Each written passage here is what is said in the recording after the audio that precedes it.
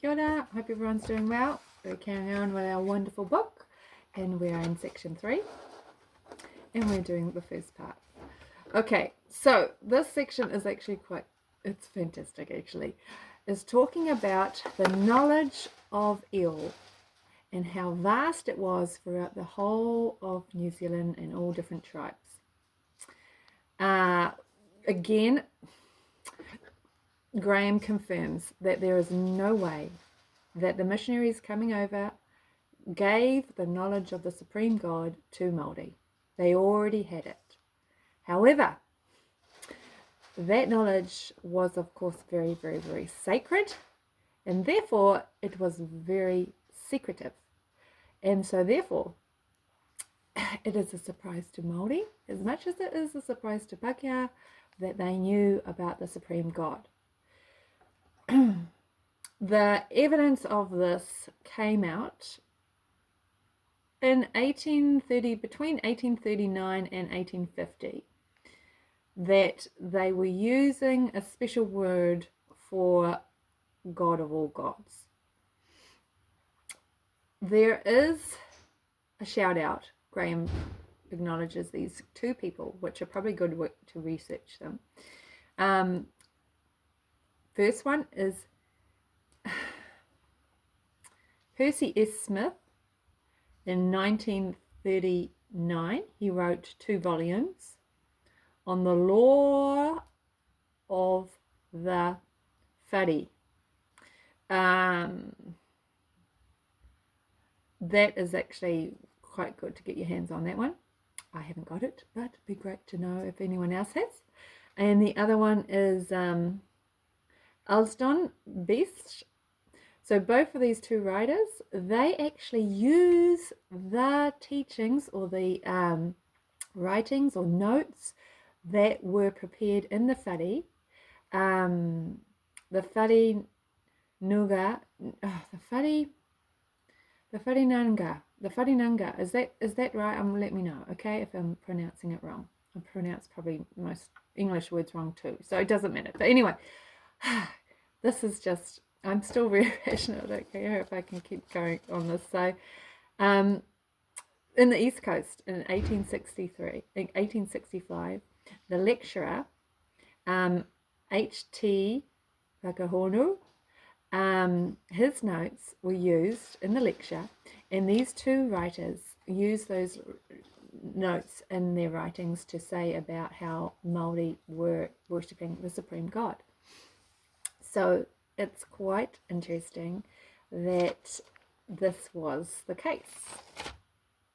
However, in debate of this, Bishop Walters, probably a little bit unresearched in this regard, because he makes statements on his personal knowledge of how his elders, his forefathers, never heard of the word ill.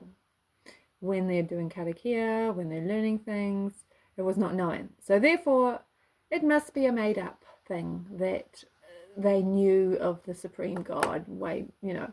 That missionaries must have, termed this to say that they did know it when they didn't,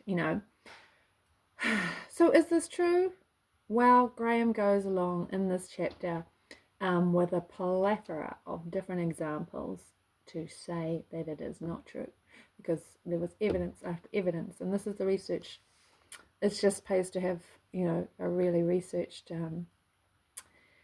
mind to know the truth about this sort of stuff, right?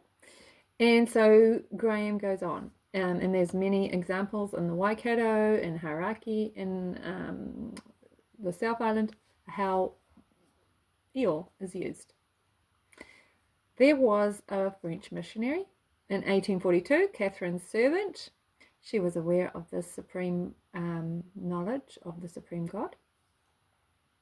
There is a story of Judge Manning. I don't know if anyone of you know this.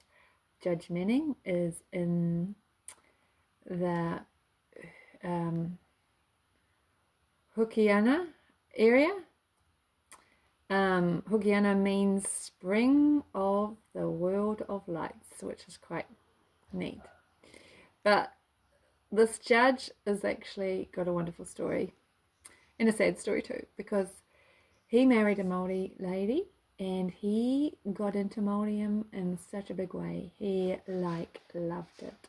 He was learning so much about the karakias, learning about gods, and then learning, of course, about the Io, the supreme god. Now he learned about this, which is very unusual for Waika Pākehā to learn this. However, he got cancer, he went back to London, and he wrote all this down about his knowledge of Io. And unfortunately, when he was on his deathbed, which, is, he actually ordered all the papers to be destroyed because his conscience was pricked, and he knew he took an oath not to reveal the truth, not to reveal the sacred knowledge of Io. So that is destroyed. However, that just goes to show I'm actually not really surprised with the character of God. When you think of every culture, every religion seems to have a thread of silver lining towards God in the end, isn't there? Because God is only happy to reveal the truth about who he really, really, really, really is, to a heart that is extremely, extremely hungry to know and searches it out, right? So, so it's no surprise that God is like this in many, many cultures.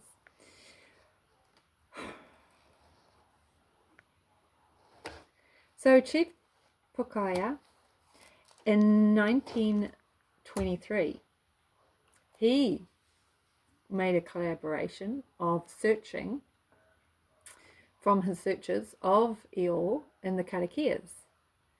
And he said it was only found in the whare. These whares were only established for many things, but when the time was right, it was only for chiefs to do their prayers, to do their rituals, and to also help the sick or pray over things that they needed for that village. There were many of the laity or the laymen were kept out, because when the karakia of this type of prayer, which is the most powerful, the most taboo, was praying to Io. And so, yes, the laity was not allowed to know this. I don't think there was anything sinister in this. It is just that sacred things are for the most holy, and chiefs were to be the most holy and to look after their village, right? So it's interesting that there's so much reverence to God in Māoridom, because it's really, really, really admirable, because it seems like there's a lot of casualness to Christianity anyway at the moment, until who knows when the fear of God comes back, right?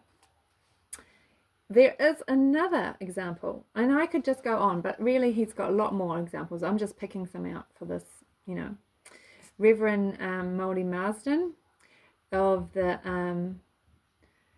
Ngapuhi Elder, 1975. He had a degree in anthropology, which mean he could write fantastic papers on the subject. And he made these papers available, so that's probably worth looking out for his name. So that's Reverend Māori Marsden.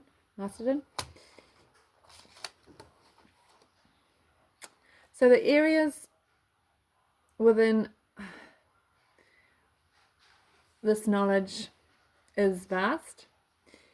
The Waikato, one example, is that the first Māori king was 1859, and there was 2 references in that karakia to Io. So that's very significant to have, the very first king of I think it might have been Waikato. What would that be? Ngāohea, or they have a king there. Yeah, anyway, this is very good to know that this is referenced there. In the South Island, the creation story, which is creation story, is quite the same as the Genesis. They refer to woman, the first woman being created, is Io Wahine. So they put Io at the beginning of Wahine, meaning like this god woman, you know. So there's like little snippets of this amazing truth. So what is summarizing this? We can know that the belief on Io was vast. It went from North Island to South Island with all different tribes, from Hauraki to Hawke's Bay, East Coast. The belief was already established,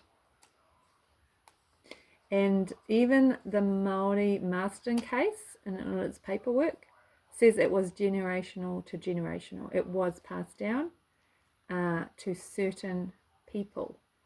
So, number one, you had to be in the tribe that had the knowledge, and number two, it had to be passed down to only a certain of the elites in the tribe. Therefore, the next time we look into this next half of the chapter, if we have concluded, which is from the plethora of evidence in this chapter, which I've only just touched on, but Graham goes into a lot further. We know that Io did not originate in New Zealand, but was brought from Hawaii. So therefore we have to go into a deep dive into Hawaii and find out more. So it's logical to examine these things and see for yourself and take your account from there. So all the best with your reading, and I hope to see you in the next time. Thanks for staying with me this far. Bye.